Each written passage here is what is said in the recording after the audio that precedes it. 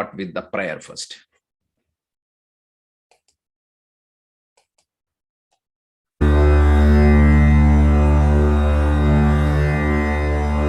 Yogena chittasya padena vacham malam sharirasya cha vaidyakena yopakarot tam pravaram muninam patanjalim pranjaliranatosmi. Okay, good morning, good evening, everybody. Welcome back. Let's continue our discussion on Samadhi Pada of the Yoga Sutra. So we covered verses up to 4 in the previous session. And I just have to admit, like whenever I go and study for this class, this text always amazes me because the depth of understanding of the human mind in this textbook is amazing and unbelievable. So without delaying the time, let's get started because we have to cover 3 verses today and very interesting verses, but let's do a quick recap. So far, just to set the context, we are talking about the Samadhi Pada, which is the first chapter of the Yoga Sutra. And it means in the previous class, we covered verses up to 4. The first statement means let's do a quick recap of that. And today we are going to get start the next topic, the third topic of the Samadhi Pada, which is the 5 types of mental modification. So that's the topic we are going to cover. But before that, let's have a quick recap. The quick recap is for the first 4 sutra. The first sutra basically tells us that Maharishi Patanjali is reintroducing this yoga teaching because it is not an invention of Maharishi Patanjali. It was there in the original Vedic literature. And what Patanjali did was essentially a systematic reintroduction of this topic. And this is for the committed student. And the topic of yoga mentioned here is samadhi or nirodha, not the kaivalya, at least in the first chapter. So that we talked about that. And right immediately, the second sutra started defining what is the yoga. So we defined yoga as chitta vritti nirodha, like ability to control all the mental modifications. We had a long discussion. The mental modifications could be chitta, destructive, distracted, dull, or it could be concentrated, and finally it goes to that completely mastered state. So yoga is defined as our ability to have complete control over our mental modification. Because when you have that complete control over the mental modification, the approach of Raja Yoga is temporarily suspend the modifications for a period of time during at least during the meditation seat. So it can be considered like a lake where there is no ripples or no movement at all. So at that point of time, if you look down, you can clearly see the bottom of the lake. So with high meditation practice, with advanced meditation practice, what we are doing is we are tentatively stopping all the mental modification. It cannot be done for 24/7. We are not even talking about that. We are talking about at least on the seat of meditation. If you can temporarily suspend the modification of the mental activity, what you can do is you can really see who the seer is. So that was the third sutra. The third sutra said, when the chitta vrittis are completely suspended, the consciousness can see itself. Otherwise, what is going to happen? The consciousness will get identified with the mental modification. For example, if there is a sad emotion in me, I think that I am sad. I get identified with my vṛttis and thereby I get suffering. So the whole approach of yoga is first gain control over the mental activities, and with that control, suspend the mental modification for some period of time and try to see who you are and what you have. Typically, you take what you have as who you are. For example, a phone or a house or a car are the tools you have to interact with the world outside. But if you get identified with that tools, that's a problem. So just like that, your mind, your body, everything is a tool given to you, but typically we take the tool as ourselves. So this, I said this topic is a little bit complicated, and this is the highest topic of yoga and Vedanta. So it may take some time for us to understand, but this is the whole idea. Now we are going to elaborate on this topic. So if you don't understand this completely at this point of time, it is okay. It is understandable, because we suddenly introduce the whole Yoga Sutra in that first 4 verses. Now we are going to get the details. So this was the picture we discussed the other day. So the subject is the consciousness. You have a body, and the body has sense organs, and you have a mind which process all this information. And typically you take your mind and body combination as yourself. But yoga is trying to say that the real seer or the real subject is the consciousness. So how do we establish our experience in that consciousness? Right now, it's only a theoretical assertion. It's only a hypothesis. Somebody is coming and telling you. But the next sutras onwards, we are going to get practical methodologies, how we can experience this truth. This is where we stopped. So any questions, we can address at our Q&A session, but let's continue. So the next topic is not that complicated, I promise you, compared to what we covered earlier. So let's go to the 5th sutra. Let's listen to the sutra first.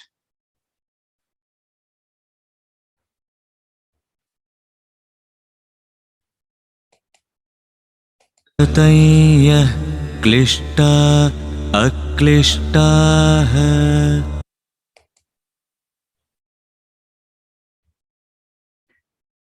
One more time, let's listen.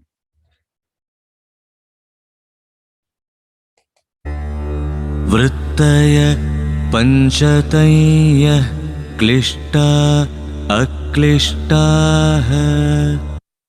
So we said the aim of the yoga is to gain control over these mental modifications. We put a technical name for that. The technical name was vritti. But if I want to mastery over these mental modification, first I need to understand what exactly I want to control. For example, if I want to control my air pressures in my tires, first I need to understand what exactly is the possibilities of this air pressure. What exactly is the value I want to keep for my car? If I want to control my speed, first of all, I need to understand what exactly is the different options of the speed. What is the speed limit? How can I control? All that is important. So if vṛttis are my focus, I need to understand what are all the different possibilities of these vṛttis so that I can control. So that's the natural approach. So he tells, Patanjali tells, vrittayah. Vrittayah means it is plural, the changing states of the mind or the mental modification, that is vṛttis, are panchatayyah. Pancha means 5, tayya means 5 types. So this vṛttis are of 5 kinds. And then that means Patanjali gives a high level classification of these vṛttis. It could be of 2 types. He tells it could be kliṣṭa or it could be akliṣṭāḥ. So it could be detrimental, meaning harmful or damaging or afflicted. Some of the modifications happening in my mind are helpful to me. Some of the mental modifications happening in my mind are problematic to me. So on a high level, the whole mental modifications could be categorized into 5 types. And some of these modifications are harmful to me. It won't help me. And some of them could be very helpful to me. So that is the whole idea of the sutra. We are going to see this in detail as always. But let's try to see the next sutra also. And then we are going to do a detailed analysis. So this sutra typically tells the mental modifications are of 5 types. Some of them are some of them are good for me, some of them are not so good for me. So vrittayah, panchatayyah, they are kliṣṭa and akliṣṭāḥ. Some of them are detrimental or harmful or damaging or afflicted, and some of them are unafflicted. Akliṣṭāḥ means it's not kliṣṭa. So let's try to see the next verse also.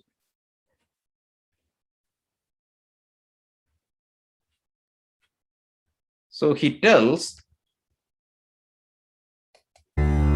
pramana viparyaya vikalpa nidra smritayah.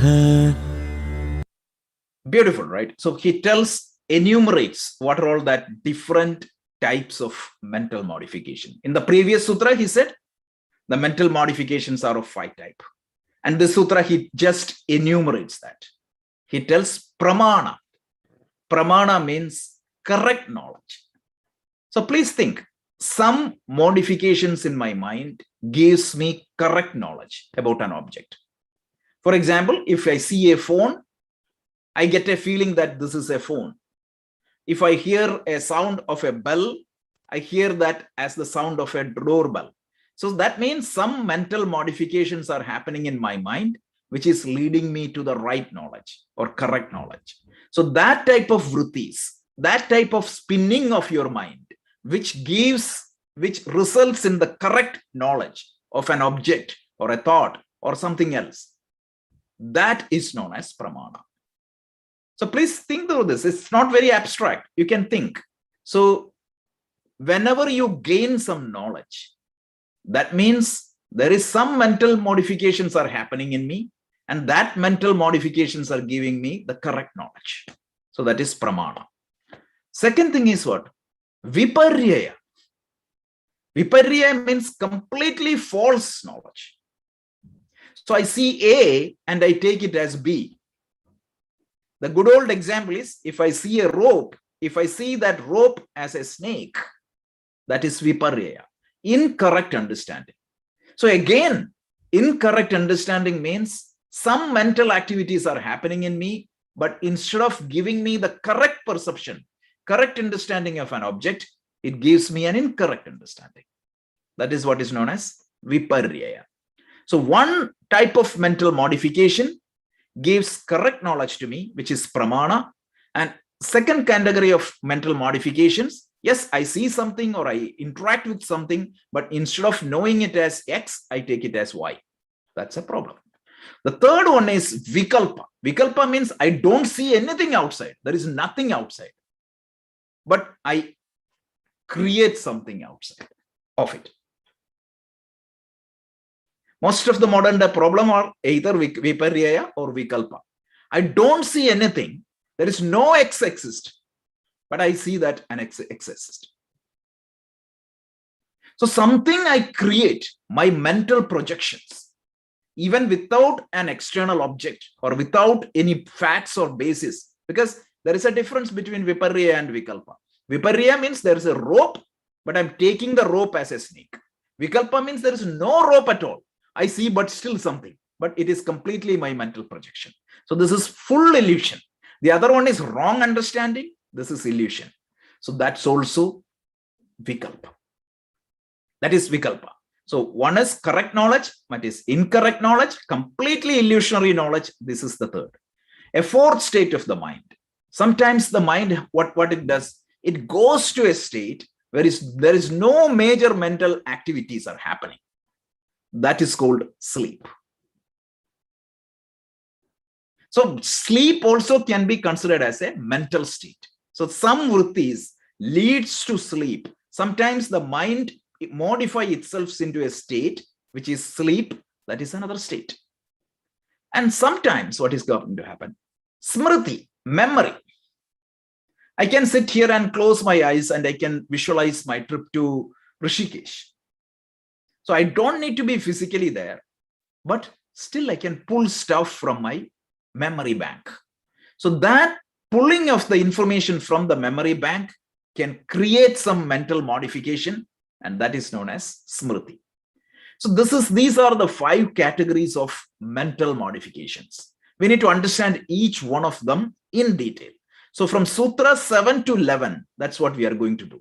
We are going to take each one of this and try to double click onto each one of this and try to get a deeper understanding of each one of these. So these, again, this sutra is only talking about just enumeration of that 5 kinds of mental modification.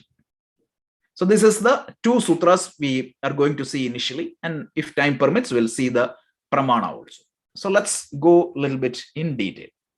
What exactly it is? So here, mental modifications are the key focus point here. Why? Because we want, what is the goal? So go from step by step. We want to know ourselves completely. For us to see ourselves completely, we need to have control over the mental activities, because current state, I get identified with my mental activities. So for that, I need to understand what exactly are these mental activities. And these mental activities has to be controlled. So the key focus area here is mental activities. So remember, we talked about this example. If the mind is a lake, the water of the lake is the content of my mind. So I do have the lake and the water is there, but whenever something happens, whenever I see something, whenever I hear something, whenever I smell something, whenever I touch something, and whenever I interact with anything, what happens? Some external input is going to happen. Remember the whole 3 levels of perception we talked earlier? That perception can create a set of mental activities in my mind. So imagine your lake like still at a point of time, and I see a snake outside. What is going to happen? A set of activities are going to happen. So it's like throwing a stone into a still lake. So here, throwing the stone is seeing the snake. So the human mind is never static. It's always active and it's always changing. And what triggers the change? It could be some sensory perception. It could be a thought you entertain, or it could be an emotions you entertain. There are several things that can act as the role of a stone. So in a lake, you can think, if you throw a stone, it can create ripple. Or sometimes what happens, the changes in the pressure or something happening at the bottom of the lake can also create a change in a spinning of the water. But it's a fact that something is spinning the water always. Sometimes the water can go in a high spin. Sometimes it could be low. So the vṛttis essentially considered as, just consider the vṛttis are the spinning of that water, right? And sometimes that spinning can be caused by a direct perception. Sometimes can be caused by an intellectual analysis. Sometimes it can be caused by a physical pain of your body. Again, it's a perception. Sometimes it could be a thought in the past. But the spinning can happen always. The mind is never static. Something is going to spin your mind at any given point of time. And whatever you do in the seat of meditation usually is what? Trying to make sure that that spinning is minimized. But this is a brilliant example, a brilliant model to visualize the human mind. Even no psychologist could say no to this model. So this model is a fantastic model of yoga. So yoga tells the human mind is like a lake, and the vṛttis are like the spinning of that waves, or like the ripples of that waves. Sometimes it could be a huge wave. Sometimes it would be a tiny movement.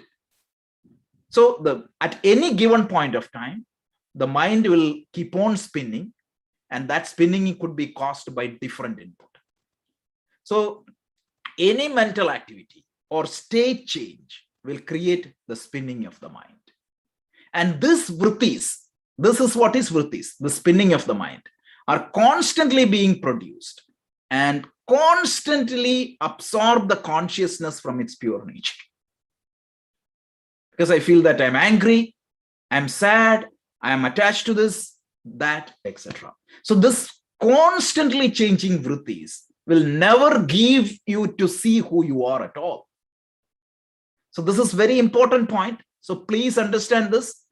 This human mind is never static, but it always changing. And it is like spinning of this lake or the water. And sometimes it could be a small spin. Sometimes it could be a big spin. And please don't think that it is just binary. Just I'm seeing something. While I see something, something else will internally spin up, right? When I see my daughter, yeah, the physical, the eyes will trigger, throw a stone, but the emotional box in me is also throw a stone. Oh, this is my daughter. So some happiness comes to my mind. That is another spin. And that spin can take different spin. It keeps on spinning always. This is how the human mind works. So these vṛttis are never ending, but ever changing and take temporary forms and in different permutations and combinations. And it's so if you really look at the lake of your mind, you can see a constant flux of tides, undercurrents, because what is going inside creates undercurrents and so many things. This is how our mind works. If you can visualize this itself, that's great. Again, mind you, this model of the human mind was created 2,500 years back, not any new conclusion. Amazing discovery. So this is, the vṛttis are the key focal point. So these vṛttis are the focal point of yoga. Everything you do is to gain control over the spinning of the mind. Whether it is yama, niyama, or asana, pranayama, pratyahara, dharana, dhyana, samadhi, everything is towards controlling these vṛttis. So these vṛttis are very important because these vṛttis, if you control, it can establish ourselves in our true self. It can keep us calm. It can keep us relaxed. And it can make us see the world as it is. So before studying anything secular, I personally feel that this is the education we need to give to everybody, because God can give you every blessings in the world, but you can prefer to suffer using one thing you don't have. So this is the whole subject of emotional intelligence, but the body of knowledge of emotional intelligence touches only 10% of this topic. So you can understand how important is this. So the first step of yoga is to understand these mental modifications or the spinning of your mind. What causes, how it spins, and what is the effect of these spins. So that's what we are going to understand now. Moving further, and these mental modifications on a high level, Patanjali tells 5 types of modifications are there. And any of these modifications can be broadly categorized into 2 levels. One is called kliṣṭa and the other one is called akliṣṭāḥ. Kliṣṭa means it is colored or it is impure, afflicted, detrimental. That is what it is. Akliṣṭāḥ means pure, uncolored. So the kliṣṭa type of vṛttis or the spinning of my mind creates more problem to me, more pain to me, more trouble to me. It takes away myself from my own true nature. Whereas akliṣṭa type of vṛttis, spinning, is going to take me towards God, takes me towards myself, takes me towards my own true nature, takes me to calm, happiness, that type of stages. So this is important. The spinning of the mind can be of 2 types, the modifications of the mind. So please don't think these are abstract stuffs. If you remember, means this example of lake is by none other than Vivekananda. He always used this example right from the beginning till the end. But probably I cannot find a better example to explain this. So there are so many things that can create different types of modifications, types of ripples or waves or something like that. Some of them are beneficial to me. Some of them are not so beneficial to me on a high level. So what is kliṣṭa vṛttis? We will see. So the word kliṣṭa comes from the root called kliṣ. Kliṣ is the Sanskrit root from where we derived kliṣṭa. So the word kliṣ means to trouble. So you might have heard a word in your local language also, klesha. Klesha also comes from kliṣ. Troubles, problems, all this is what is klesha. Kliṣ means it is troublesome thoughts. So detrimental thoughts. So kliṣṭa vṛttis are caused by 5 kleshas. 5 types of problems.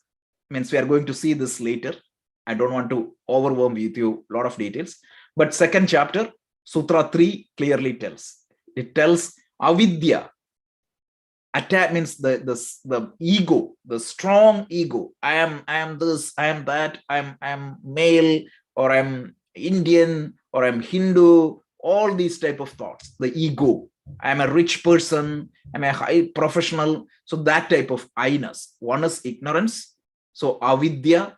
Second one is I-ness, which is known as asmita. Don't worry about that. We'll see this in later. Then strong binding attachment, raga. Strong aversions called dvesha. So avidya, asmita, raga, dvesha, and finally strong attachment to this particular life here. Apinivesha, fear of death, and extreme attachment for this life. This is Sutra 3, but these type of thoughts can create these kliṣṭa vṛttis. But for the time being, I don't want to overcomplicate this at this point of time. So let's understand these klesha vṛttis are. Some of the modifications of my mind are not so good for me. It is going to take away from my spiritual progress. So now, one interesting topic. I wanted to be a spiritual person. Most of you wanted to be a spiritual person. So you read Gita, Quran, Bible, all the scriptures and everything. But if the thoughts, the mental modification happening in your mind is kliṣṭa type of mental activity, you may study the Gita 24/7. You may study Yoga Sutra 24/7, but you won't see any progress. So this is very important. So studying is one thing, but if my mental modifications are dominated by kliṣṭa vṛttis, no progress. So this is very important. So this is kliṣṭa vṛttis. And these type of vṛttis, they are not so beneficial to the goals of yoga. Because these kliṣṭa vṛttis fertile soil, means seeds for additional karmas. So we will understand what exactly it is. What happens if I keep on entertaining these kliṣṭa vṛttis? So let's try to see. And so what happens is, see, the theory of karma tells that anything I do, it leaves a footprint in my mind. Don't worry about the complex diagram at this point of time. Anytime I do, so any kliṣṭa vṛttis I do, what is going to happen? It creates a samskara or an impression in my mind. Later point of time, the spinning happening in my mind is determined by what? These samskaras. A simple example. Every day morning, I started 1 cigarette. Okay. Before I go to start my work, I start 1 cigarette. Today is good. Tomorrow is good. After 40-45 days, without anything, as soon as before I switch on the laptop, what comes to my mind? A spinning that prompts me to get that cigarette. Forget cigarette, coffee. I myself can tell you, like, what makes me up is a coffee. I'm not saying that it is good or bad, but what the samskara of the coffee is implanted in my mind. This is what is called as karma. Karma. Don't complicate karma much. It's very simple. Every action leaves a footprint in me. And eventually what happens? The thought patterns comes from my mind is determined by these footprints. So how my mind spins is partially determined by samskaras or the karmas. So if I keep on doing these kliṣṭa vṛttis, what Patanjali is telling is, it is going to keep on adding kliṣṭa samskaras. So there is a chakra, he means we'll see later in the Yoga Sutra, he tells Samskara vritti chakra, a cycle between of samskara and mental thought patterns. I starts entertaining these type of coffee vritti, coffee vritti, coffee vritti. It creates a coffee samskara. Thereafterwards, the samskara will put whenever I get up in the morning, right? So that cue is going to trigger this coffee thoughts into my mind. So how my mind spins is determined by these samskaras also. So it's important to pay attention to samskaras also. So what happens? So initially the thought patterns are determined and influenced by mental impressions. The type of thoughts coming to my mind is determined by the impression. And then what is going to happen? Whenever I entertain that mental modification, that is going to strengthen, underline, that is going to strengthen my impressions. Over a period of time, I'm helpless, I'm addicted. And this is what is known as vritti samskara chakra. And I am caught up in this vritti samsara chakra, helplessly. So the mental impressions will influence the thought patterns, and the thought patterns will eventually feed into mental impression. So this kliṣṭa vṛttis are vṛttis that are not beneficial to me. I'm not saying that the coffee vritti is bad, right? That's just an example, how to show the vritti samskara relationship. So mental impressions will influence the thought patterns, and the thought pattern influence the mental impression. And this is what is vritti samskara chakra. So the problem with kliṣṭa vṛttis is that the more I entertain kliṣṭa vṛtti, the more samskaras will be planted to my mind. And the more samskaras are planted to my mind, what is going to happen? The more kliṣṭa vṛttis are going to happen. This is the problem. So on the other hand, akliṣṭa vṛttis are born of insight, knowledge, and it will culminate in liberation of the human being. It will takes us to the right side. And these type of patterns or these modifications are created by the sattva faculties of my mind. Remember, we talked about the three things, sattva, rajas, tamas.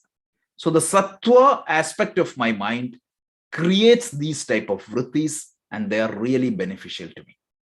And these type of vṛttis are beneficial even if it is situated in a stream of akliṣṭa vṛttis. This is very important. So I do 10 akliṣṭa vṛttis, but if I incorporate one kliṣṭa vṛtti into, kliṣṭa vṛttis, and if I incorporate one akliṣṭa vṛtti into that itself is very beneficial. Right? This is very important. So for a practitioner, this is what Vyasa tells in the commentary of this sutra. So he encourages us. Yeah, you may have a lot of negative habits, but the only way to get out of the negative habits is to substitute a positive habit. So a practitioner struggling to control his or her mind, even if the emergence of sattva happens only periodically, that itself is beneficial. So when you incorporate, like I'm studying the Yoga Sutra for a period of time, or I'm going to meditate 5 minutes or 1 minute, I'm going to do Hatha Yoga practice for 30 minutes, that itself is going to help. So coming back, the modifications of the mind are of 5 types, and it could be, means these type, some of them could be beneficial, some of them could be not so beneficial. This is what we saw. So let me see. Okay, so any questions? This covered the verse 4. Let's go to verse 5. But before that, any questions? But two things to highlight. Please understand that your mind is like a lake. Any external cue or input can create a spin of that. And what creates that means what state it moves to, what causes that spin. It can be of 5 types. And a particular spin can be beneficial to me and it can be problematic to me. So that's what we saw. Now we are going to see what are all the different types of spins, different activities that creates these type of spins. So please try to understand, right? There are a few things that can create the spin, and how it spins is determined by various factors, your samskaras. And now you are going to see what exactly are the things that is going to create spins. Anything? Good. So let's move on to the next topic. So what are these 5 types of modifications or spinning of the mind? So we said, right, if you throw a stone, it can create a spin. What exactly are the different types of spinning? Again, this is only a dicing and slicing. There are different dicing and slicing. Already we have 3 categories. One is the first sutra we saw, chitta, vikshipta, ekagra, mudha, ekagra, nirodha. That is one type of mental states. Again, we saw like the vṛttis can be categorized into 2 buckets. When means a particular wave A, we can say that, okay, it is kliṣṭa. Wave B can be akliṣṭāḥ. So that's another dicing and slicing. And the third dicing and slicing here is the 5 panchatayyah, the 5 types of things that can create the mental modification. So we will reconcile all these 3, but just keep in mind, because without reconciling this, it will be confusing. It's like so you do the data analytics, right? So you have the overall data that you can using for your purpose, you can have a view, and that view will highlight one aspect, one way of dicing and slicing. For the executive management, you create a very high level strategic view. For the tactical people, you create a detailed view. Just like that, the data here is the vṛttis. You are collecting all the data related to vṛttis, and then you are looking at that data through 2 different lenses. So please think that way only. It is going to make the understanding very clear. So the scope of the data is vritti. So now these 5 modifications, the first category is mental modification that gives you to correct knowledge. I see a rope, I see that as a rope. So there are certain mental modification that leads to the correct knowledge, right knowledge, perception without distortion. That type of spinning is known as pramana. Now, the second category. Sometimes an input can create a mental modification, but that mental modification is not giving me the right knowledge. So please keep in mind, a modification can happen. Sometimes that modification can give me the correct knowledge, and sometimes the modification can give me incorrect knowledge. If that modification means when I see something or when I perceive something externally, if the mental modification happening in my mind is giving me the correct knowledge, it is known as pramana. If that modification is leading to an incorrect knowledge, it is known as viparyaya. If a modification is created in my mind without an external object, and it is completely wrong, that is known as vikalpa. So there is nothing, but I imagine a problem.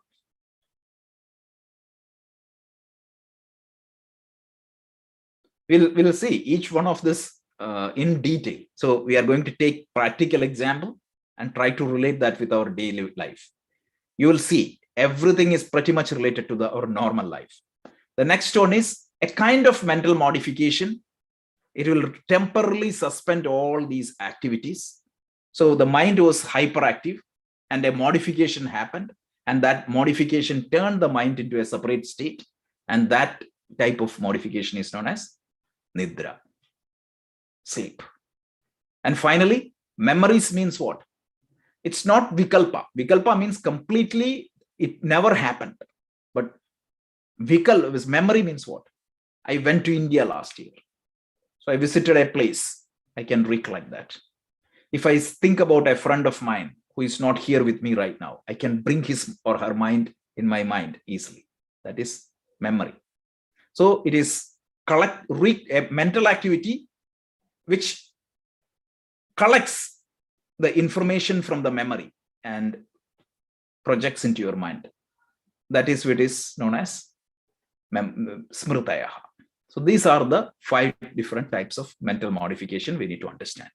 We want to understand this in detail so that we get a total understanding of how it can be controlled.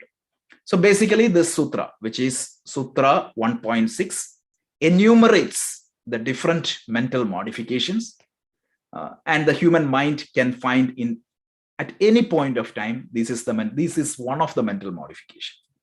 So all the possible mental states, anything you can imagine in the world can be put into one of these buckets. If you come up with another state, what Vyasa tells is it's only a subset of this. So again, this is a analytical way of data analytics. So you can keep it, means these are the 5 major buckets. Everything else comes into one of these buckets. That's it. That doesn't mean that you cannot add any new or you can come up with a different classification. This is what the Patanjali way of classifying the vrittis. For his analysis and for his tools to control, these are the 5 types of modifications. So think through this. Let me just reconcile it. So you have pramana, meaning sometimes imagine the mind as a leak. Sometimes what happens? A modification can happen with a correct knowledge. That leads to the correct knowledge. Viparyaya, a wrong knowledge. Vikalpa, imaginary thing. Nidra, sleep. Smritayah, memory. Now, another dicing and slicing we saw was klishṭa, mudha, vikshipta, ekagra, nirodha. Let me just give you 1 or 2 examples because it's a permutation combination. Let's say pramana. I see a real snake in front of me. I see a real tsunami coming in front of me. So the modifications is giving me the right knowledge, but my mind the vṛttis can be a chipta vritti. So a pramana vritti can be a chipta vritti. A pramana vritti can be sometimes a mudha vritti, lead to a mudha vritti. And a pramana vritti can, even though I'm seeing something real, right now you are attending the class, but in between the mind goes somewhere. It can go to vikshipta, and sometimes it can lead to ekagra, and sometimes it can be completely mastered state. So each one of them, except the nidra could be most probably it will be in the mudha vritti. Everything else can oscillate between the other 2. So just wanted to show that these 2 are 2 different dicing and slicing, and the relationship is kind of a many to many. Pramana vritti can be chipta, mudha, vikshipta, ekagra, nirodha. Whereas mudha vritti can be lead from the pramana change, viparyaya change, vikalpa change, nidra change, and smritayah change. So this is how it is. So it is just a way of looking at these vṛttis. So what we need to understand here is that we need to understand any experience we have, it can be means either pramana due to viparyaya modification or vikalpa modification or nidra modification or smritayah modification. And each one of these modification can lead my mind into chipta mood, vikshipta mood, ekagra mood, or nirodha mood. This is a high level picture of these 2 sutras. Very interesting. We are going to see more. This is only an introduction, right? So we said vrittayah, panchatayyah, kliṣṭa, akliṣṭāḥ, pramana, viparyaya, vikalpa, nidra, smritayah. These are the 5 different vritti possibilities. So now, let's see. Some of the masters tells. I really love the statement of Socrates. He tells, he didn't study the Yoga Sutra, but he tells, care your psyche, know yourself. Because what we are trying to do, we are trying to understand the vṛttis of our mind. Socrates tells, once you know ourselves, we know how to take care. Right? How do you manage a call center? Those who work in the industry, IT industry. Just simple. If you don't take any metrics or statistics, if you see that almost all the calls are getting transferred to an agent in an IVR, don't you go and check something happening? So if you look at your vṛttis and see that every time why am I ending up in distraction or this means the destructive mood always, without you looking at that, there is no way for you to correct it. And what Yoga Sutra is telling us is, find out who you are. Jesus Christ tells, if you judged ourselves rightly, we would not judge you. Beautiful verse. We don't do that. Right? So Vivekananda tells, golden chain is as much as a chain as an iron chain. So therefore, first of all, the bad tendencies has to be replaced with good tendencies and then have control over that. Eventually, you need to control all the good and bad. We are going to see that a little bit later. But I want to take your attention to the last one. This is the most beautiful, beautiful quote. He tells, find out who you are, because you need to make who you want to be. There is no point in complaining. Nobody loves me. Nobody cares me. But first you have to see who you are. What vṛttis are governing you? What vṛttis are driving you? So this is not an utopian theory which is telling you that, okay, follow XYZ, you will reap the benefit in heaven. That's not what it is. This is what is happening right now. So this is not a non-verifiable belief. We started talking about this a lot earlier. This is a verifiable belief which you can put into your experience. So this is what the beauty of these sutras. So that's the sutra. So the summary is, the thought patterns in the mind determines the behavior of the mind. And for gaining control over the mind, we need to understand the nature of these mental modification. The modifications can be because of the 5 different categories. And some of them are kliṣṭa and the other one is akliṣṭāḥ. And the thought patterns or the change, mental modifications are due to pramana, viparyaya, vikalpa, nidra, and smritayah. Okay, so let's move on to the next one. We can have any question answers immediately after that. So he tells, pratyaksha anumana agamat pramanani. Pratyakshanumana agamat pramanani. That is the next sutra. Pratyaksha anumana agama pramanani. So look at the way how systematized this book is. So we said chitta vritti nirodha is the goal. If chitta vritti nirodha is the goal, what exactly is the vṛttis I am controlling? I said I need to control 5 types of vṛttis. And now they are pramana, viparyaya, vikalpa, nidra, and smritayah. And now he is trying to explain us what is pramana, the first category. So the pramana type of vṛttis, or the modifications that gives me direct knowledge, are pratyaksha. Pratyaksha means direct perception using my sense organs. Is the direct perception only gives me the correct knowledge. How do I know that the sunlight takes 8 minutes from traveling from sun to earth? Did I measure it? Did I see it? How do I know that the earth is round? How do I know that the gravity attracts things down? These are inferences. So sometimes the direct perception is not just the only means to gain the knowledge. So Patanjali tells there are 3 sources for gaining the correct knowledge. about the world, about myself, and about everything. So these three means are, one is pratyaksha, direct perception. Second one is anumana, which is inference. And the third one is agama. Agama literally means Vedas. But if you extend that a little bit further, it means the words of the masters. Shabda pramana. That is what it is. Or we can even say that the words of the scriptures or the scientific evidences. These are the three means of knowledge. Pratyaksha, anumana, agama. So verbal testimony of the scriptures or the masters, logic or the inference, and then the direct perception. So beautiful, right? So this is how you gain direct knowledge. Perception, pratyaksha, anumana, agama.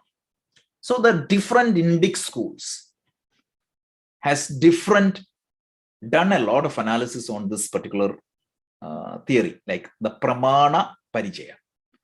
So pramana, the literal meaning means prama means knowledge. Prama means knowledge. Pramana, prama-karanam is pramana. Pramana means the means of knowledge. Karanam means means of knowledge.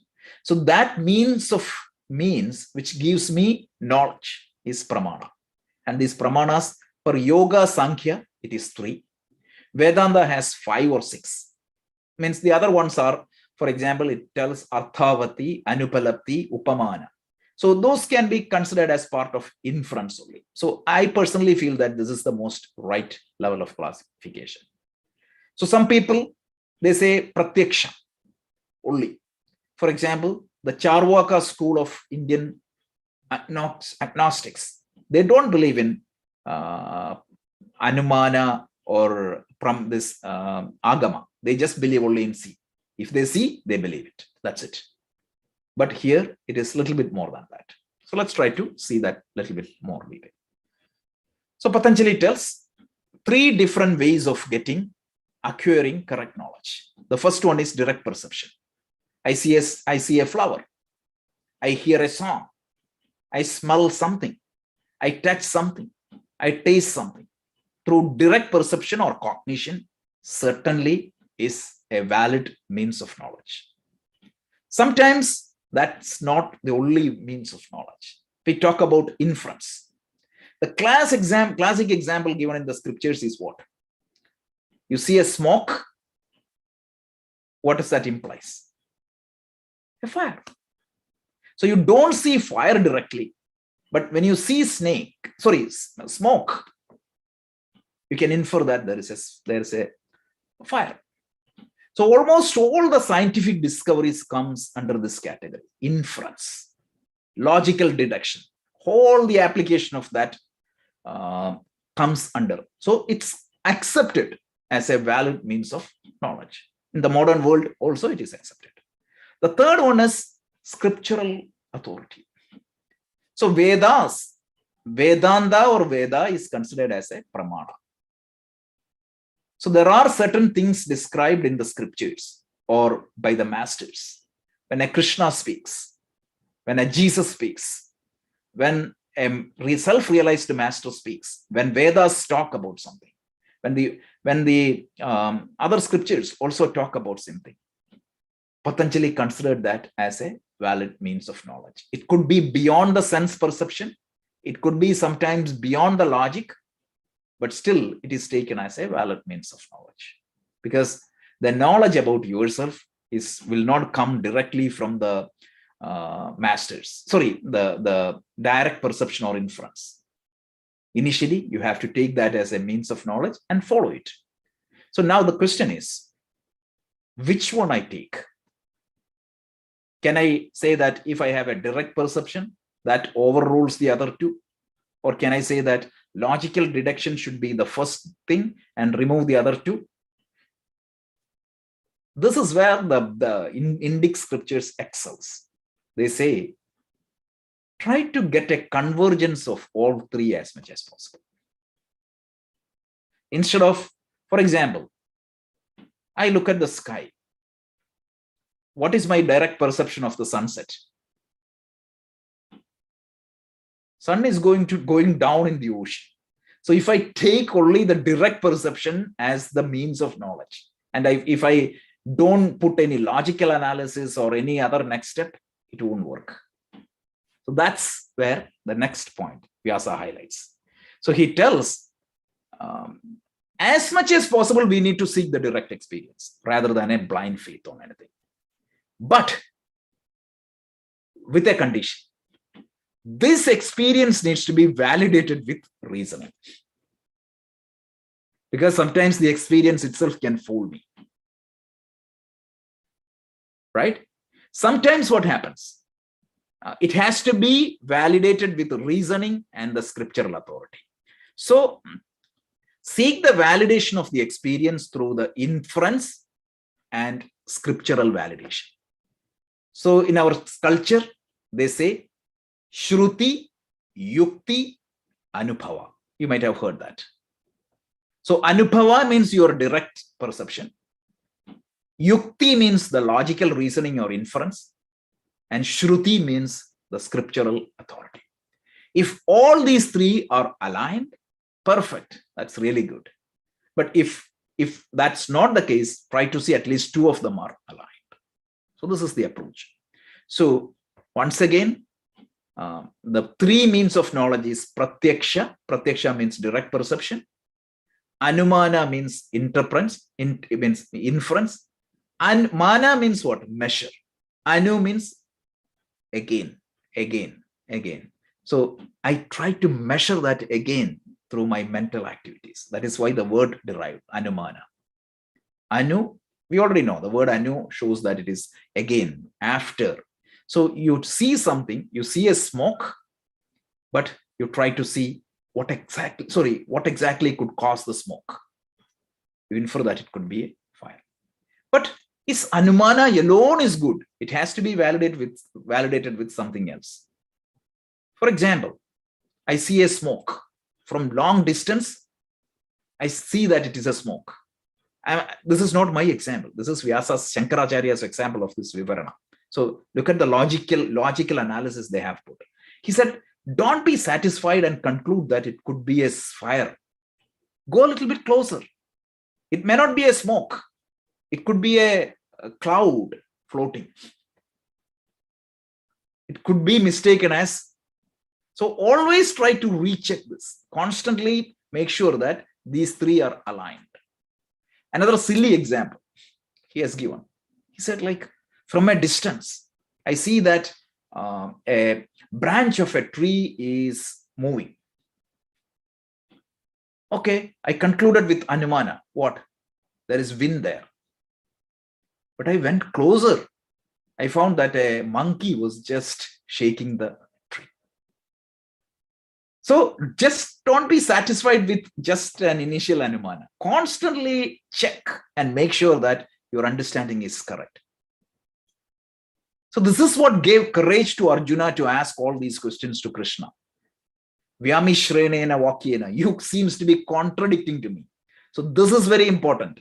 Don't take anything blind with a blind eye. Try to align these three: pratyaksha, anumana, and agama. And what is agama? Gama means going, right? Going somewhere. Agama means what? Towards. So going towards, that comes down to you. Traditionally, it means Vedas. But in the modern world, we can say all the scriptures.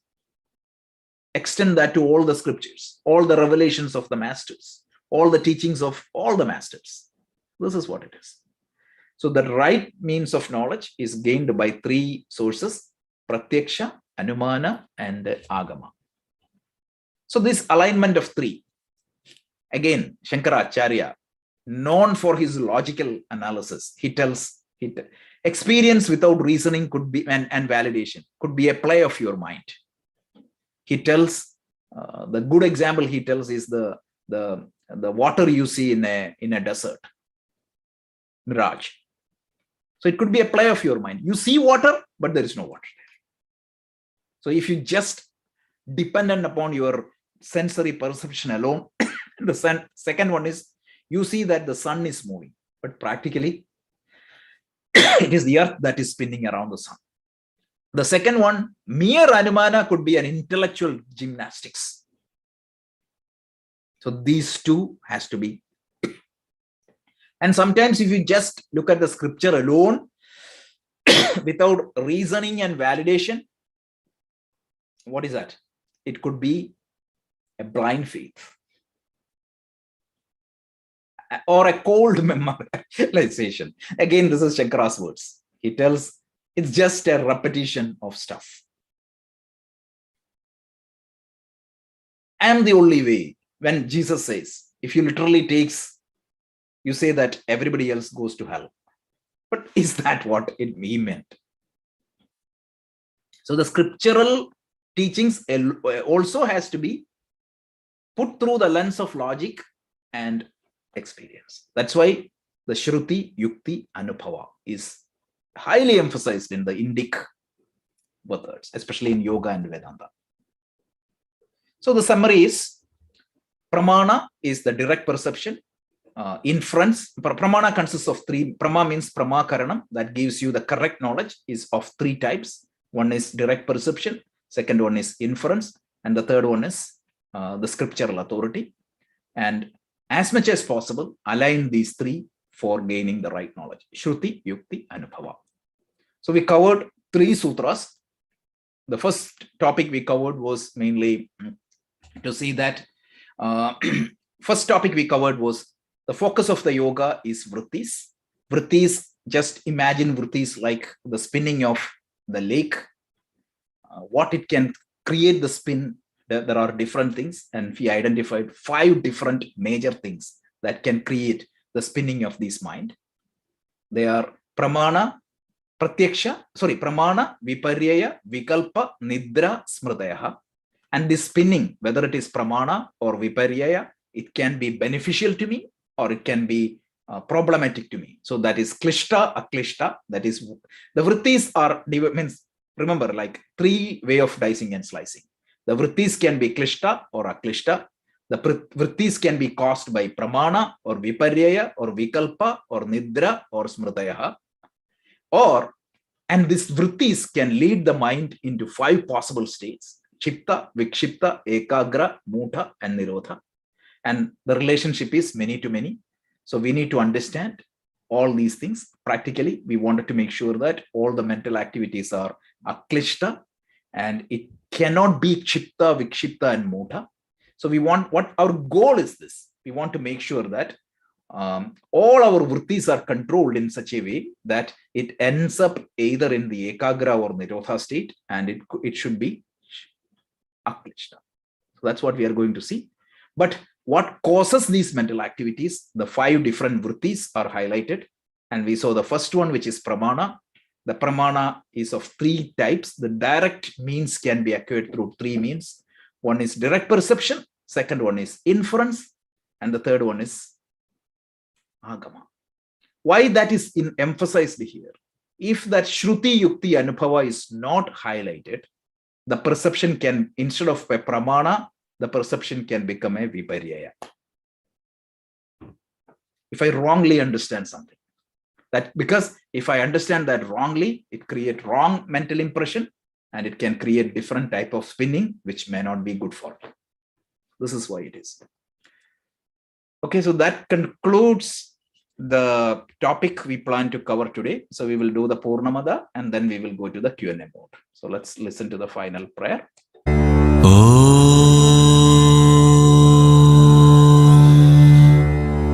Purnamada Purnamidam Purnat Purnamudachyate Purnasya Purnamadaya Purnamevavashishyate.